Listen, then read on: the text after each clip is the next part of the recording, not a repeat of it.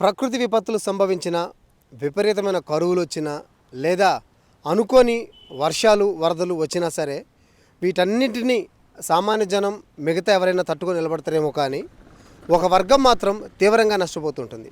అదే కర్షక వర్గం, రైతులు.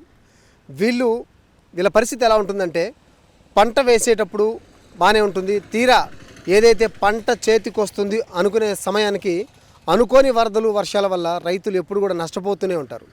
ఎందుకంటే ఇది ప్రకృతి విపత్తు, దీన్ని ఎవరూ ఆపలేం, ప్రకృతికి ఎవరు కూడా ఎదురు నిలబడలేని పరిస్థితి ఉంటుంది. సో ఈ నేపథ్యంలోనే నిన్న మొన్నటి వరకు నెల్లూరు జిల్లాలో కురిసినటువంటి భారీ వర్షాల వల్ల ఈ తుఫానుకు ఫెంగల్ తుఫాన్ అని కూడా నామకరణం చేశారు ఐఎండీ అధికారులు. సో ఈ ఫెంగల్ తుఫాన్ ఎఫెక్ట్కి నెల్లూరు జిల్లా బాగా నష్టపోయింది, అతలాకుతలమైంది కర్షక లోకమంతా కూడా. అయితే చాలా ప్రాంతాల్లో పంట నీట మునిగిపోయింది, ఇంకా కూడా అంచనాలు దొరకని పరిస్థితి. అంటే ఎంత మేర పంట నష్టపోయారు, ఎన్ని ఎకరాల్లో నీళ్లు నిలబడిపోయాయి, ఇవన్నీ కూడా మనకు తెలియాల్సి ఉంది. ఈరోజే వర్షాలు కాస్తంత తెరపనిచ్చాయి. నిన్న మొన్నటి వరకు విపరీతమైన వర్షాలు, కనీసం కొద్దిసేపు కూడా గ్యాప్ లేకుండా కురుస్తున్నటువంటి వర్షాల వలన ఎవరు కూడా బయటకు వచ్చి అంచనా వెయ్యలేని పరిస్థితి.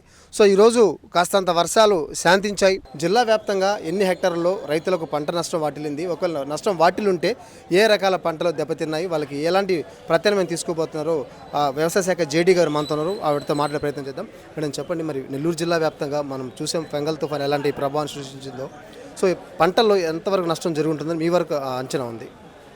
ప్రస్తుతానికి 516 హెక్టార్లలో పంట నష్టం జరిగినట్టుగా మనకి ప్రిలిమినరీ రిపోర్ట్ వచ్చిందండి. దీంట్లో ఒక 200 హెక్టార్ల దాకా నార్మళ్ళు, 390 హెక్టార్లు నాటిన వరి, అంటే అంతా నీళ్లలో మునిగిపోయి ఉంది.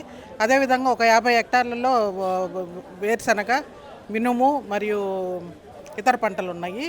కానీ వీటి నష్టం అనేది మనం ఇప్పుడే చెప్పలేము, ఎందుకంటే నీళ్లు తీసేశాక ఎంతవరకు డ్యామేజ్ అయిందనేది చూసుకొని దాని తర్వాత నష్ట అంచనాలను మేము తయారు చేయడం జరుగుతుంది. ప్రస్తుతానికి ఇప్పుడు మన శాస్త్రవేత్తలు, మన నెల్లూరు కేవీకే తర్వాత ఏఆర్ఎస్ శాస్త్రవేత్తలు పొలాల్లో పర్యటిస్తూ ఉన్నారు.